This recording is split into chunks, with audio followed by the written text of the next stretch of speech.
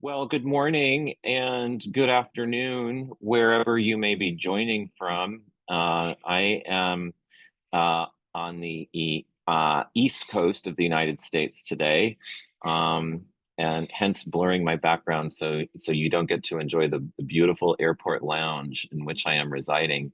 But I have been much looking forward to this conversation. The next installment in our seminar for Learning Society Forum. This project is an effort to continue a dialogue that was begun in September when the Futures Project on Education and Learning for Longer Lives released its report, Building a Learning Society, Design Principles for Human Capital Investment, 2025 to 2035. That's why I've been on planes a lot. To convene conversations about what the next chapter in this work might look like. It has been my great pleasure over the last year and a half to be in ongoing dialogue with Andrew Frishman and Doug Pietrzak, who have long and exquisitely understood that enable creating learning opportunities that enable true empowerment and discovery over the life course. Is much enabled by a way of thinking about and organizing education in teenage years that is quite different than the high school experiences many, perhaps the majority of Americans have had. And they convinced me very quickly that reimagining education and learning for longer lives really needs to begin with reimagining education and learning in the first 2 decades of life. And so I'm going to let Andrew and then Doug introduce themselves and their projects and their motivations for this work because they'll do it better than me. I'm also letting them do that because part of our effort here is to have attendees get a sense of just the wide range of talent that is investing in these ideas. So we'll start with Andrew, and he'll speak for 20 to 25 minutes, and then we'll let Doug introduce himself and continue the conversation as he wishes. I'm going to turn on the Q&A and keep an eye on the discussion, but be assured that there's going to be plenty of time for dialogue among the assembled before the hour is up. Okay. All right. Andrew, take it away. Oh, thanks so much, Mitchell. Good morning, good afternoon, good night to all the ships at sea, wherever you are, may be out there in the world. A real pleasure to get to reconnect with you, Mitchell and Doug, and folks from the Future Fellows and Learning Society. And as Mitchell mentioned, I am pleased to have been a member of the Futures Fellows cohort and now contributing to Learning Society. And one of the most vivid images and memories that comes to my mind is earlier this year when we gathered at the Chamber of Commerce in Washington, D.C. Doug and I took a little walk and we wandered around a park right there by the Ellipse and the White House. And it felt like we could sort of see across and not so far from the United States Department of Ed and the Department of Labor, and it felt like we were right at this actual nexus of the large systems that we're all thinking about. So I'm excited to be here. I am the co-executive director of Big Picture Learning and really think of myself as an educator. And Mitchell invited me to offer some provocation. So that's what I'm gonna lean into a little bit here. And then I'm excited for Doug, my compatriot and I would say partner in pedagogical crime fighting. We'll get to weigh in a little bit as well. So let me start here. I'll make sure that we've able to see. Hopefully, you're seeing a slide with one handsome person and myself up there. So I just need to introduce that I am the co-executive director of Big Picture Learning. Myself and Carlos Moreno actually first met 23 years ago when we were advisors at the first Big Picture Learning School, and I'll get into that in just a moment. Let's make sure that these slides are advancing. Oh, they are, I think. Uh, there we go. I have to start with a gratuitous picture of my own children. And this is when they were younger. It's hard to take pictures of people when they're older. So this is from a number of years ago. And I bring this up just because I hope it captures some sense of my belief that all of us are learning all the time. It is impossible to stop humans or really any living creature from the process of learning. And I think we come into this world with an inherent curiosity, with a desire to learn about the world around us, and also to really like experience a variety of stimuli and then respond to that. Um, and my children are getting older. And it seems like I've blinked and they are now sort of semi-autonomous, early young adult human beings. But I'm also aware that that process has happened over a period of time. And so here they are sort of at an intermediary stage, and here they are at a slightly older stage. My wife and I have a rather peculiar habit of taking a picture of our child, each child, in exactly the same chair in the same position every month. And this gives us a real sense of the way in which longitudinal outcomes actually happen, which is through a set of like incremental emergent evolutionary processes. So that's sort of one of the themes that I think I may sort of return to. I also want to situate the conversation that we're having right now in the time that we're in. And so just about 10 years ago, my daughter encountered this technology on a street corner not so far from our home. And I bring that up because it is not so long ago that that was in very common use and practice. And yet, just last month, this rather interesting headline appeared where a Waymo, right, an interesting example of artificial intelligence, was pulled over by a human police officer who were unable to ticket it because the citation books literally did not have a box to give a ticket to a robot. So I just bring that up as like the sense of the rate of change that is occurring across our lives. Um, I'm going to jump in for a moment because I've watched my children as they're entering into adolescence manifest a rather disturbing trend. And that is the degree of disengagement that I have seen. And so I watched my children as they were walking out of elementary school, like, well, first walking in, sort of pretty happy and skipping on their way in. As they headed into middle school, I noticed a rather disturbing decline in their level of enjoyment in the school. And this unfortunately continued right into their time in high school when, according to national polls, they tend to be kind of disaffected and unhappy. This actually comes from a Gallup student poll. Notice the N is there are 1 million students surveyed, asked 3 questions. In the last 7 days, did I learn something interesting at school? That's only a third of high school students reporting that. Do I have fun at school? That's less than 1 in 5. At this school, do I get to do what I do best every day? I find those numbers to be really unacceptable and unconscionable. Like that is not an okay state for our education system. Um, and I would also call out that like that is something that is appearing, as of 2016, that's before the pandemic. Those numbers have actually gotten worse since then. Um, I also want to call out that like part of this, I think, and we've talked as the future fellows about this sort of false idea that when you were a child, you get to play and then you go into the grim work. And I think that we're trying to break this down. I actually feel like this is a false dichotomy. I think many adults who live fully satisfied and embodied lives have found things where work does not feel that way, right? And so part of the work of Big Picture is to help young people identify vocations that they will derive like a variety of life satisfaction out of. I want to situate us again sort of in the current place where we are. And like there is a lot of turbulence in the education sector. I just want to call out a few things. First, there's unprecedented levels of dissatisfaction with the K through 12 public education system. This cuts across political boundaries. Whether Democrat or Republican, it's more than two, or left-right leaning, more than 2/3 of Americans say, I'm not satisfied with what is occurring in the public education space. We have seen like an intentional dismantling of the federal Department of Education, quite honestly, without a whole lot of pushback. Uh, as a result, we are seeing like a state level kind of loss of coherence and a significant rise of things like education savings accounts, now present in at least 10 to 15 different states. We're also seeing highly inconsistent policy and accountability systems. As a result, it's really unclear, like, what is it that we're actually trying to accomplish with the purpose of education?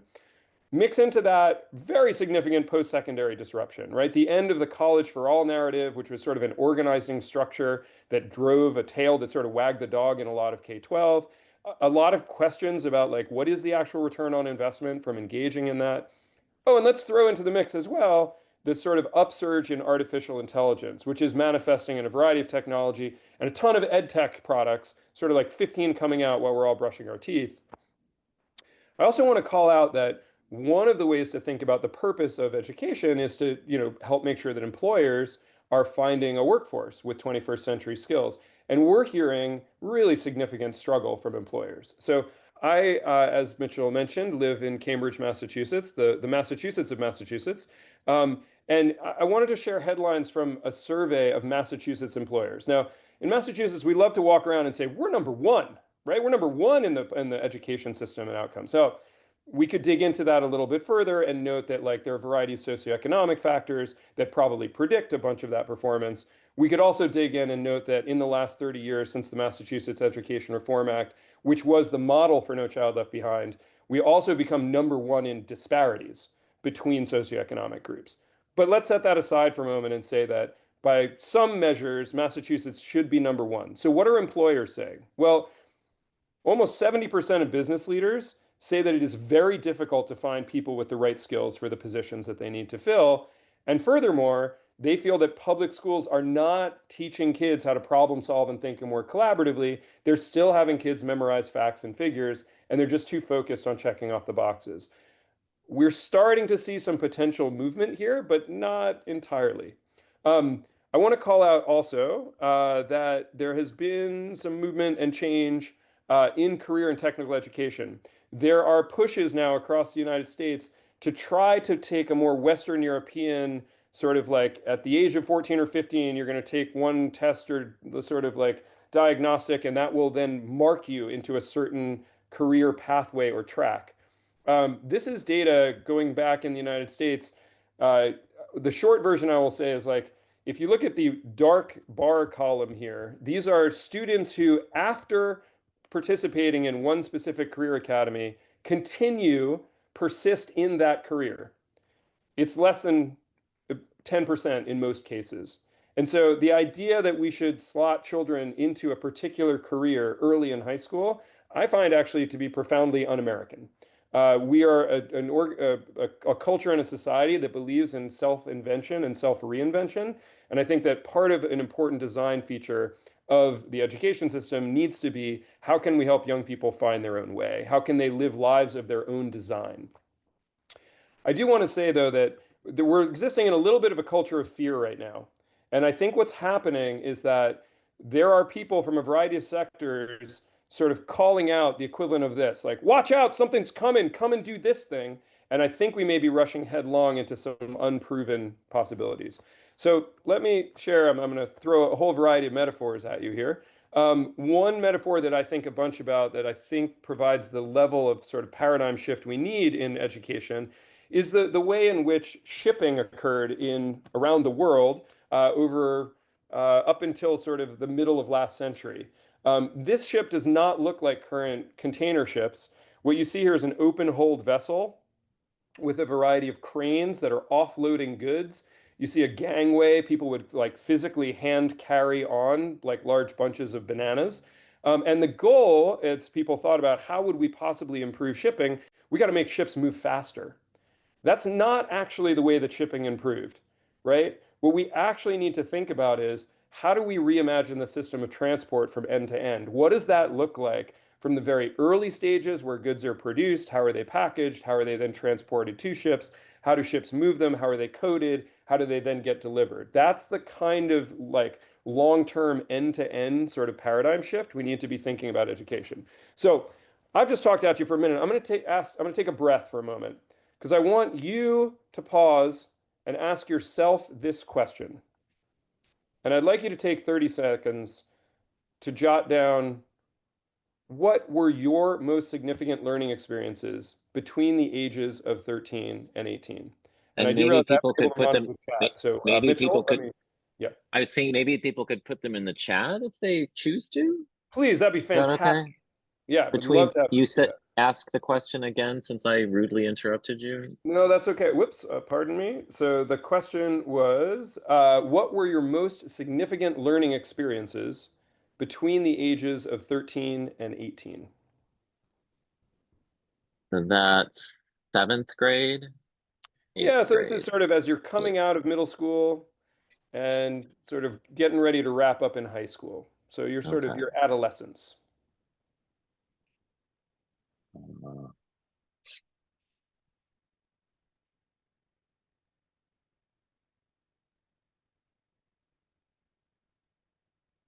See folks putting in learning a foreign language, starting a small business, serving as a volunteer for a community, volunteer organization. Ah, a first job for pay and babysitting, working at a restaurant, voting, sports and music, how to prioritize and decide over alternatives, debate, some community theater in there. Indeed. I mm-hmm. noticed that nobody put period 4 algebra or chapter 3 in my history class or section 2 review part 8, right? And that's, I think, because I'm gonna try to sort of read your minds and brains and see. I'll share a little bit of my own experience, which is when I was in middle school, I had a real passion for marine biology. And my mother saw how much I enjoyed like hanging out in ponds and streams and going to the ocean. And she said, "Hey, I heard about the Woods Hole Aquarium that you could do a volunteer internship there."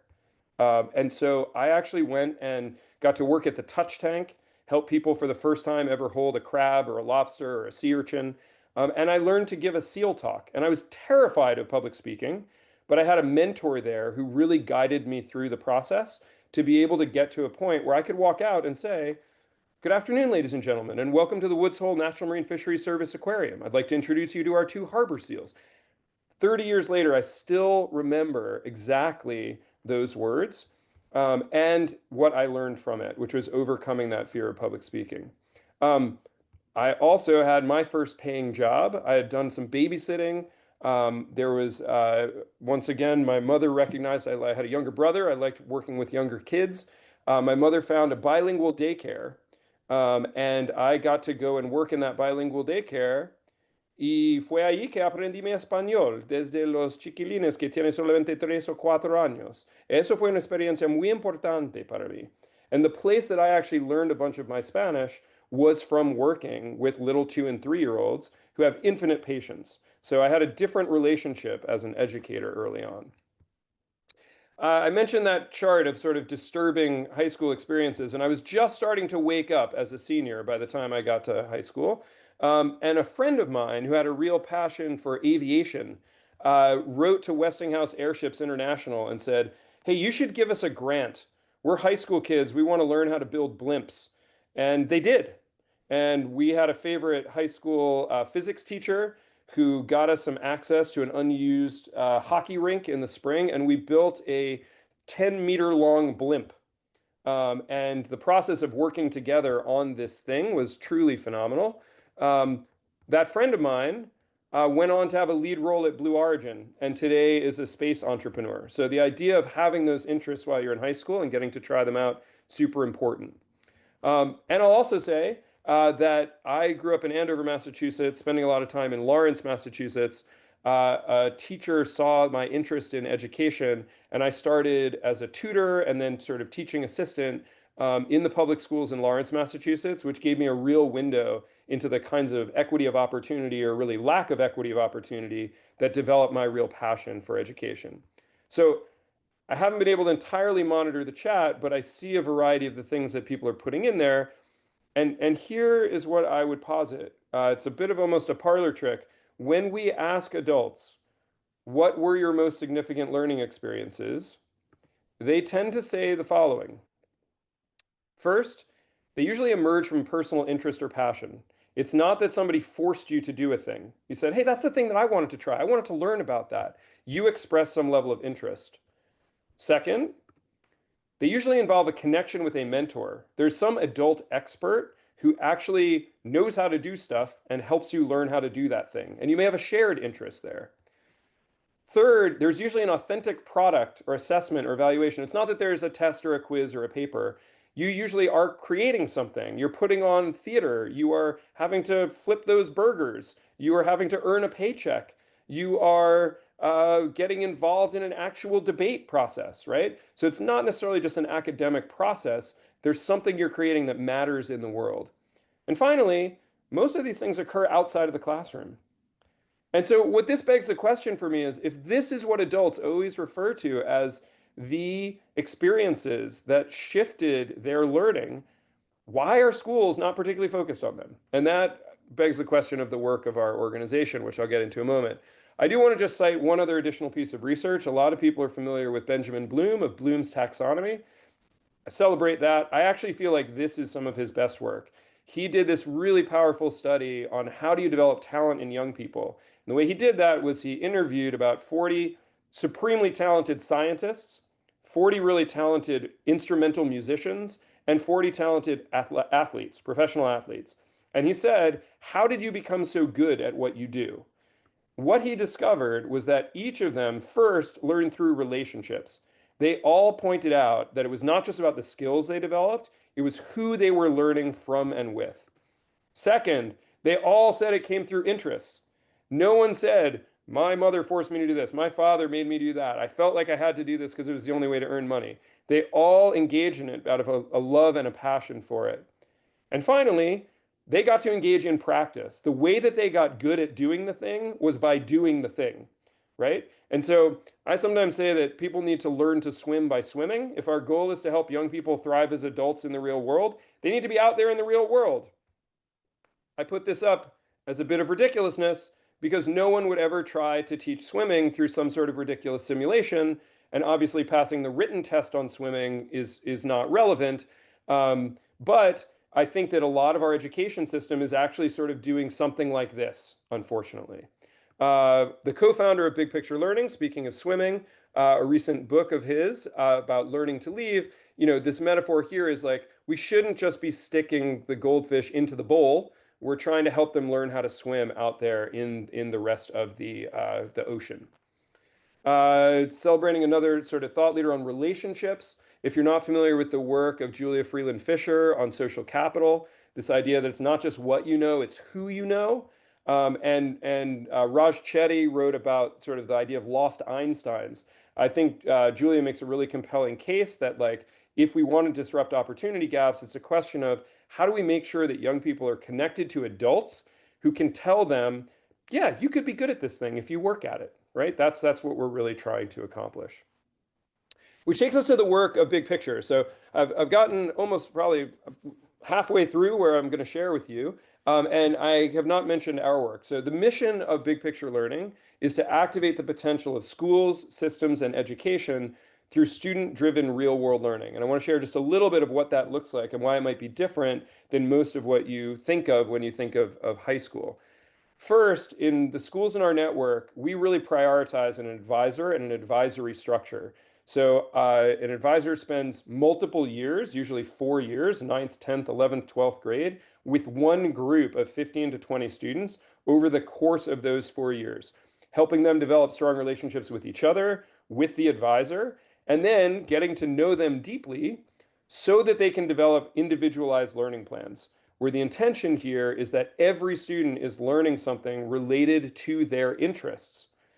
We also don't believe that all the best learning happens in the classroom.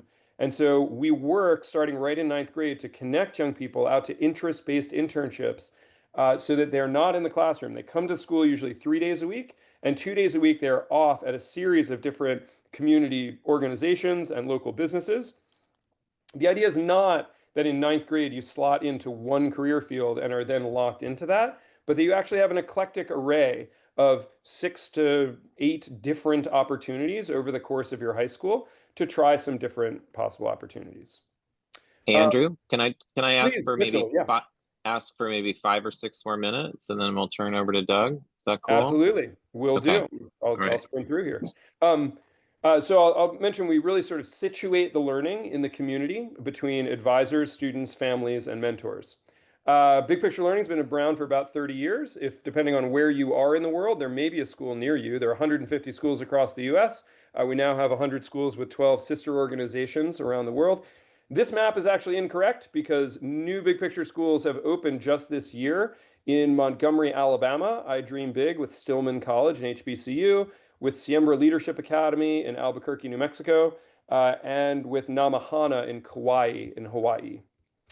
The mothership of this place is the Met in Providence, Rhode Island. And what you would see if you were to look back in time, I'm not just the hair club president, I'm also a client. I did actually have hair at that time. This was my advisory, the class of 2006. And hopefully you can see the way this manifests, right? We've got an advisor, parents and families are brought in. Students go through these individual learning plan cycles. They have learning plan meetings. They go out and engage in interest-based hands-on real-world learning experience. They give exhibitions. They get feedback. They rinse and repeat this cycle 12 to 16 times over their high school career, and that's the way in which they demonstrate their learning. I'm going to give you 3 lightning stories. Natasha Luigi, one of my students from the class of 2006, really struggled her first few years until she began interning in an emergency room of a hospital. Connected, this is not her mom, this is her mentor, a nurse there, a lead nurse, Terry Linton. She went on to get a job at that hospital, and today she is one of the lead administrators in that hospital. Noam had struggled in a bunch of different middle and high school experiences until he came to the Met and started interning with Senator Lincoln Chafee. When he then got to college, he interned at the White House with Michelle Obama, began to be one of the leaders of Joe Biden's advance team, and today he's the policy director for Sol America, one of the largest commercial solar installers. Anthony Molina, who you can see cutting me when I had a fine mane of hair, is today the partner in one of the most successful barbershops in Providence, Rhode Island. And Jeremy, who had struggled for a couple of years at a different high school because he sort of hung out and messed around on a computer and supposedly wasn't getting his assignments done. It turned out he was actually learning how to code. He had a series of internships with some internet startups, moved out to San Francisco, started consulting for Fortune 500s, building Tableau data dashboards. You might have seen him and his brother on Shark Tank when they created a dating app called Hater, where rather than matching people about what they love, they match around the things that they hate. So that gives you a sense of sort of just what this advisory experience is about. I'm engaged in a project that originated with the Future Fellows that I was privileged to participate in with Mitchell, where I'm meeting up with each of these students. This June of 2026 will be their 20-year anniversary. And I'm having conversations with them about what relationships mattered. Why was it important to pursue your interests? What experiences have led? And it's an image that I will try to communicate, but this captures a bit of the way in which they describe their high school experience. It was an opportunity to explore and begin to emerge as a full human being. So I'll leave you with just the last couple parting thoughts and then turn it over to Doug.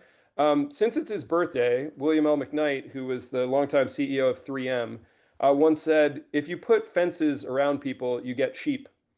You got to give people the room they need. And that feels to me like what we really need to be trying to do in our education system today, particularly as we're finding out what humans are good at and what technology offers. So I mentioned I connect up with my students and we really think about, an outcome is not did you graduate from high school?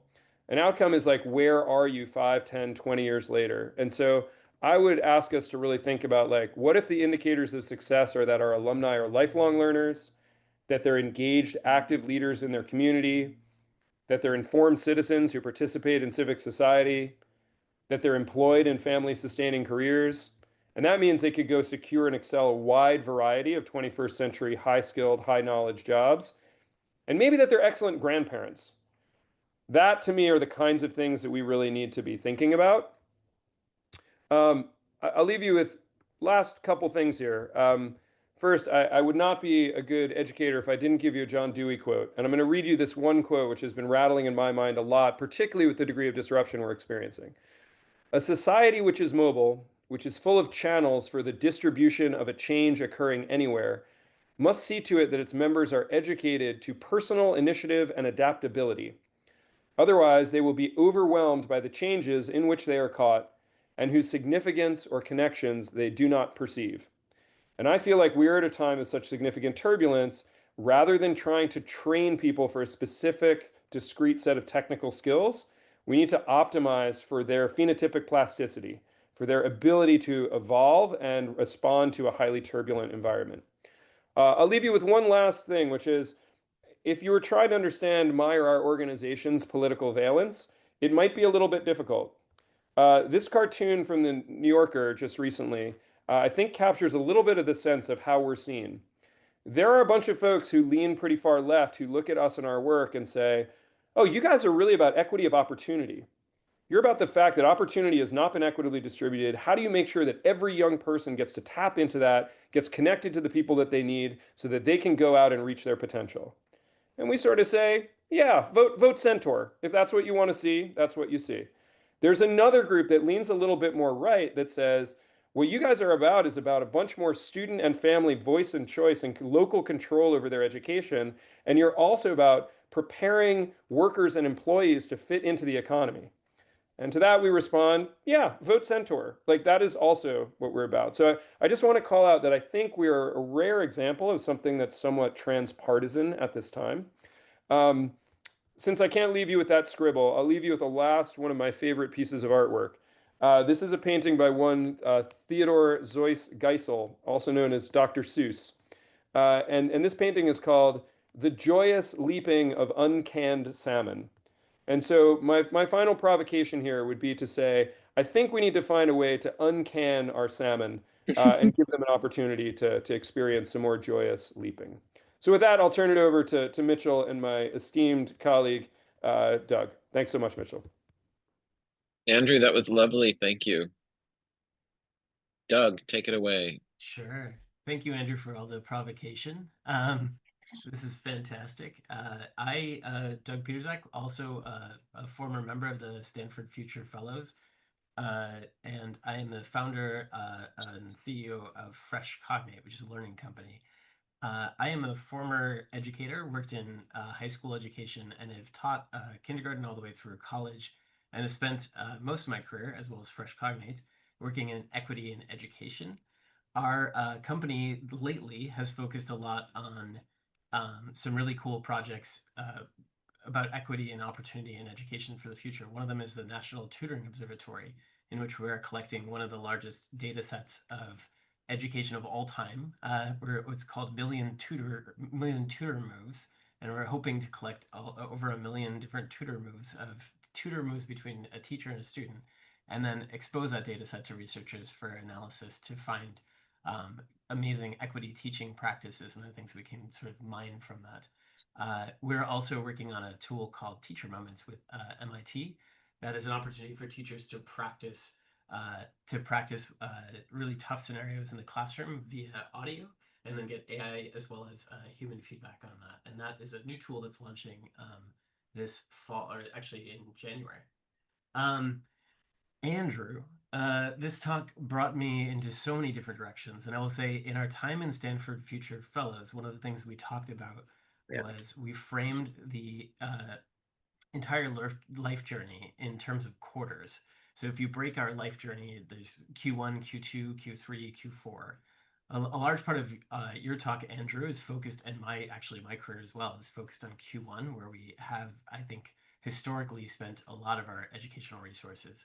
And I think one of the really neat opportunities as we think about lifelong learning, which is a big piece of your chat, is as a practitioner, as somebody who loves to take cutting edge research and apply it really well to life, I think one of the opportunities we have now is if we rethink learning for the entire lifelong journey, we can kind of put together the resources from all 4 quarters and apply that to something that might work on a scalable mission. And I think some of the principles of what makes big picture learning work, which reminds me a lot of actually Richard Elmore's instructional core of these relationships and subject, et cetera, et cetera.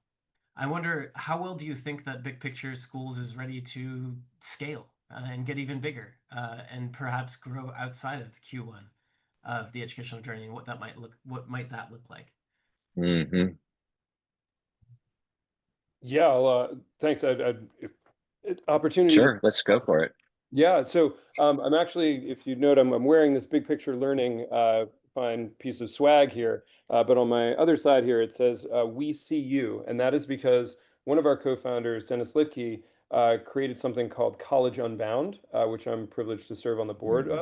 And basically, if you take the things that I described in that, sort of Q1 space, and turn them inside out, that is what College Unbound has been focused on. So, particularly 25 to 45-year-olds, there's something like 30 million Americans who have started but not completed a degree. Mhm. And many of them, as they rise through their career, begin to run into some paper ceilings. And Mhm. so, what College Unbound has done is identify that those sort of learners who are in sort of Q2 heading into Q3 of their life, um, are looking for opportunities to. The reason I say inside out is that in the adolescent version of Big Picture, these are young people exploring their interests, trying to go out and find a workplace where they can then begin to get initial tendrils to career. In College Unbound's case, you have people who are already firmly sort of like locked into a career field and are trying to figure out how to move to the next level of leadership. And so they pursue a degree in organizational change and leadership, which either is a project that they engage in at their current employer or potentially some new initiative that they want to launch. So I can put a link to College Unbound as well. But I do think I'm glad that you called that out, Doug, because I think it certainly is something. I'd call out one other thing, which is sort of the intergenerational nature of it.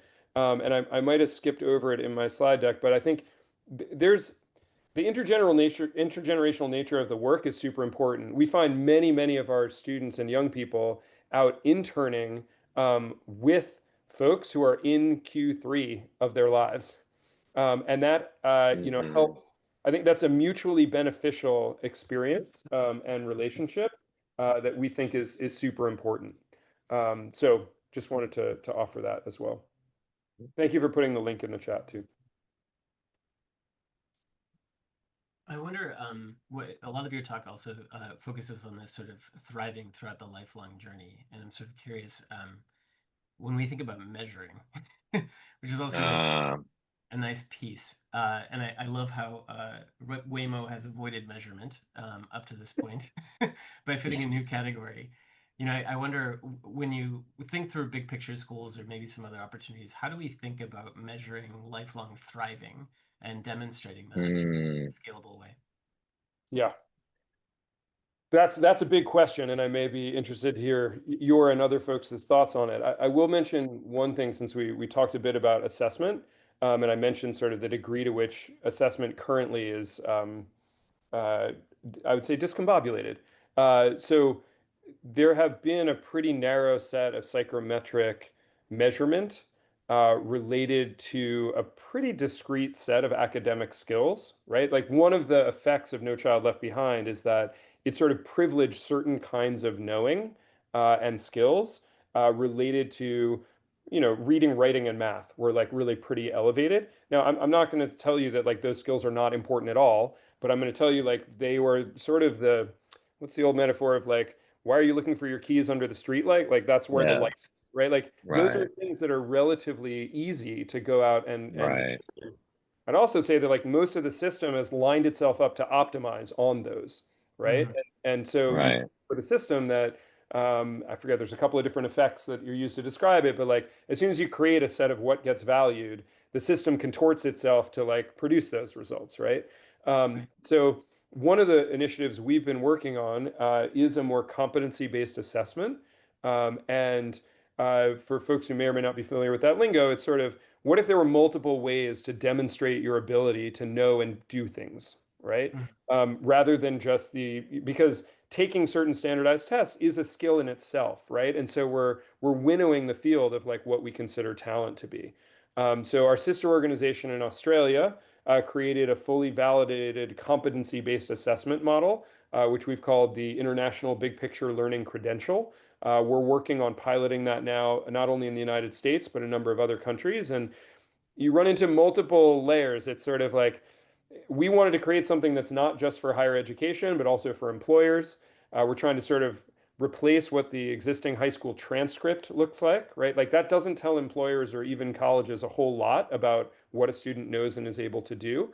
And so, in a way, you could think of these assessment regimes as the tail that really wags the dog. And I think one, in the midst of all sorts of pulverization that is happening across a lot of the public ed system from the federal to the state level, one potential silver lining is that a bunch of states are now reconsidering how do you assess learning for young people.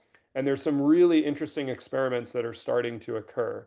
Again, I'm not jumping up and down and cheery about all the effects that are happening, but I will say like that is a potential idea for optimism, and I think there will be a lot of faltering attempts, but we're glad to be contributing to one that we think shows real promise. And I'll put a link to some information about that in the chat. Can I ask Doug if I can turn the tables on you a little bit? I know like part of the work that you've been doing at Fresh Cognate is like thinking about both sort of learners and educators and their interactions and ways to assess whether they're making progress or not. So I'm curious about how you think about that and if you see AI playing a role in that as well. Yeah, thank you. Thanks for the question. And I think, uh, one of the things that has me thinking a lot, and it resonated in your slides, is that first of all, I think I also went through the same disappointing journey that your children have gone through, where high school is kind of like that, right? But this individual choice, and I think people's, what made people excited and re-engaged, or the points that stood out between the ages of 13 and 18, right? Or things were often so directly connected to individual choice. And one of the things that really resonates as an opportunity these days is how we do potentially partner with tools like AI to Yeah. bring individual choice back, right? Our school model today is so much like the factory system, where we're sort of saying all the students have to move along this conveyor belt at the same speed. Tools like AI, and not to replace teachers at all, but rather to be a complement to teachers, allow for a lot more of that self-engaged student interest potentially, and allow students to continue along different paths all at the same time in a classroom aside a teacher. And I think there's a lot of opportunity there. And I think what's really fascinating, or what we're really diving into, is like this relationship aspect with AI. And like, how does a teacher form a relationship with a student with the AI in a way that is really going to be beneficial, and how do they amplify each other? How do all these signals amplify each other rather than replace each other? It's really fascinating to start to look at some of the feedback that we get in this teacher moments tool that we're working with, as well as starting to analyze transcripts. Analyzing thousands of hours of transcripts is really fascinating. You start to see some really interesting patterns that teachers do that help provoke really great student engagement. What's neat is that we to take some of those insights and feed those back, obviously, into the tools themselves to help improve them. I mean, one thing that's kind of nice about working with technology, obviously, is that as opposed to teaching humans to teach better, some of the things that we can do with technology are things that actually generally scale pretty well, and those things that we teach it tend to kind of stick in a way. But yeah, one of the things, I think we think a lot about that, and I think there's a lot of opportunity there. There's also a lot of, I think there's a lot to be, there's a lot of opportunity as well in terms of how we think about assessment differently. And I think the other thing that has been a challenge that has come up, not just I think if I'm Harvard University, I'm looking at bringing new students in. AI has also changed the game in terms of how we represent ourselves. It's also true for the workplace as well. And so I think this concept of like authentic measurement and how we get to is actually a much bigger problem than just education will have. Especially as we get into the concept of like deep fakes and all of the other things, right? It's really easy now to end up having pretty solid transcripts or great aspects of work that we can sort of show and put together in a very short amount of time that might not actually be our real work. Um, and I think that's going to be a really interesting challenge for scale. I think relationships at the end of the day are really, Yeah. that's what I kind of keep going back to, is that this concept of relationships. And I love that book that you had shared too along those lines. One of the tricky things, and I think this is reminiscent, the folks who invented the internet, when they invented the internet, they said, oh, when we invented it, we didn't think about security because the early internet was just a few friends who all knew each other. So there was no concept of this, like, and how we sort of scale relationships or these knowledge of each other Right. and working with each other is really, I don't know. That's one of the things that I've been thinking about a lot as a results of this work. But I do I guess one thing that we talked about in preparation for this chat, which I think is interesting, is that I do feel as if initially, over the last couple of years, there's been a lot of fear related to AI and a lot of fear related to some of the changes the world is going through. But I also do feel like there's a lot of disruption happening that is an opportunity, right, for new here. And I think that's something that we're really excited to kind of partner with different organizations and thinking through, right? These new ways of potentially measuring that do get to more authentic measurements that allow for better Mhm. learning and engagement. And especially, I think again, this concept of like, how do we start to scale some of these systems in a bigger way? I have an aging mother at home, and I think a lot about Q4 and how to make Q4. I mean, if you were to take your graph of how your children are doing, Q4 can be pretty devastating for a lot of folks. And how do we, how do we also bring a lot more life to that part of our life journey? And I love that sort of last point, which is like, if a metric of success in life is being a great grandparent, how do we sort of expose that Yes. to children earlier on?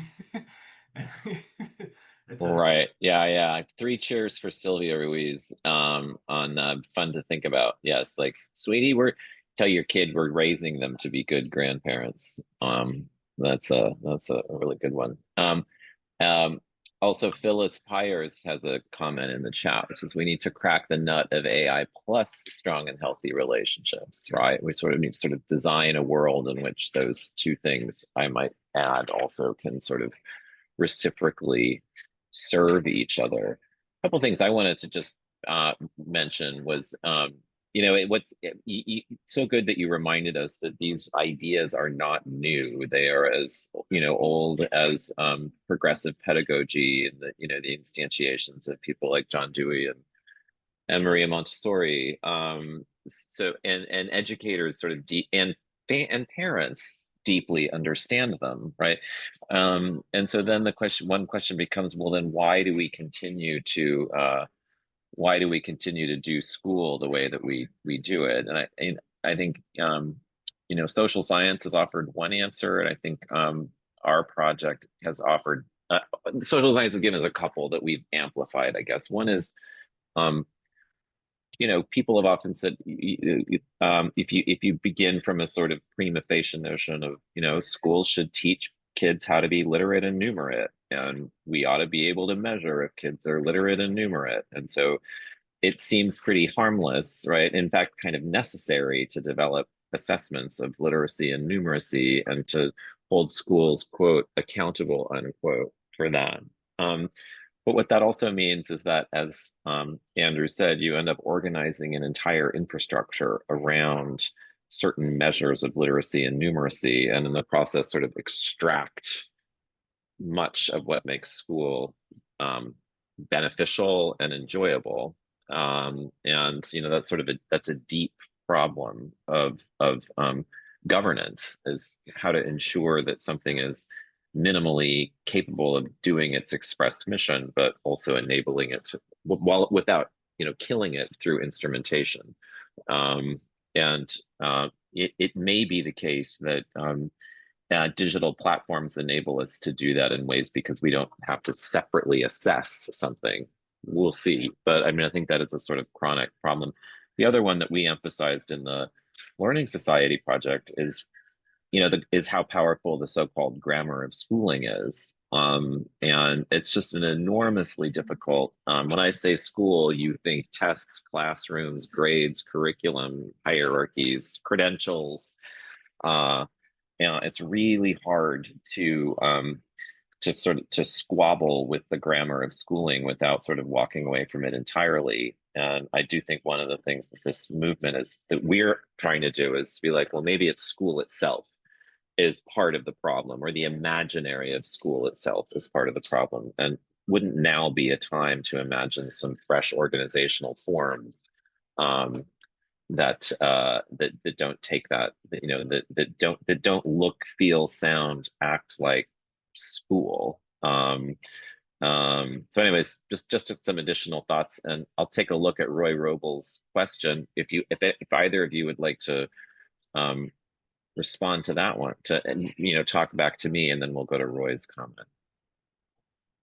Yeah, I was going to say one of the other things we've been thinking a lot about is this infrastructure that enables this lifelong journey. And I think today, if we look at what's out there, a lot of those owned by private companies, a lot of these tools that are out there.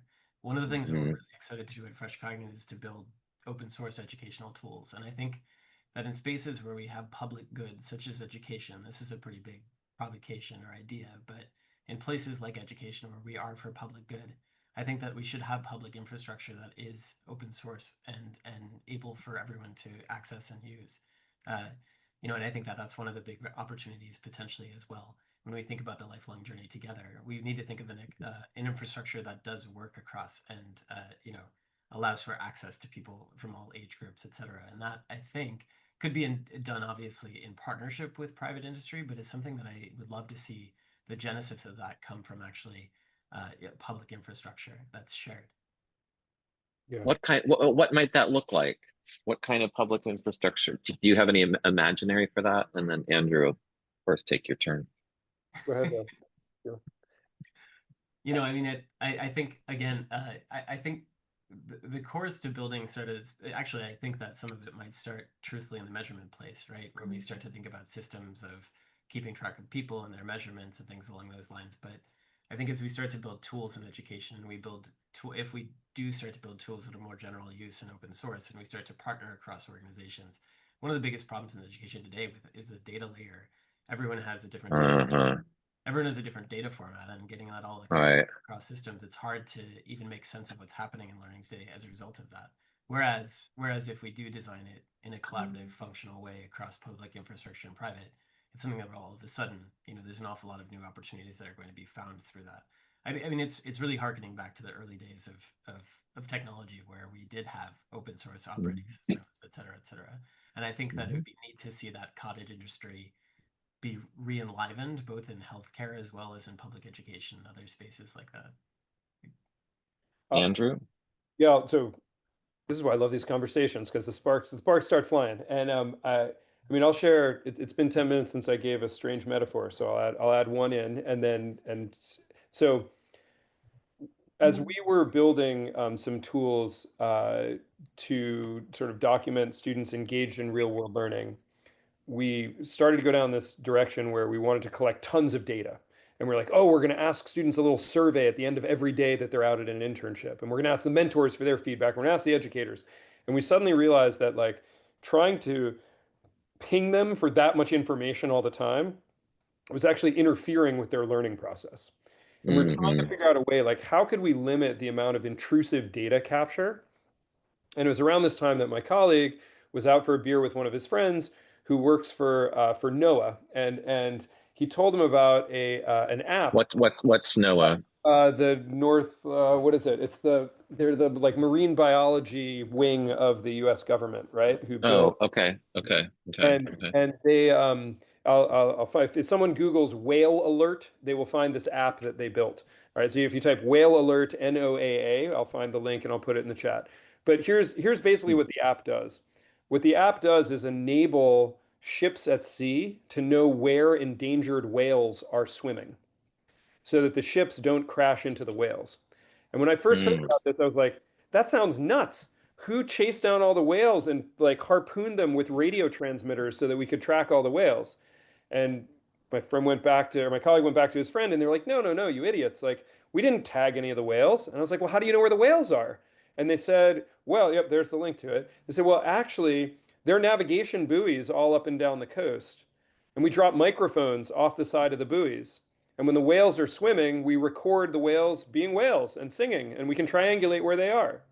And the reason I bring this up as a crazy metaphor is currently, I think most of the assessment we do to children is the equivalent of harpooning them.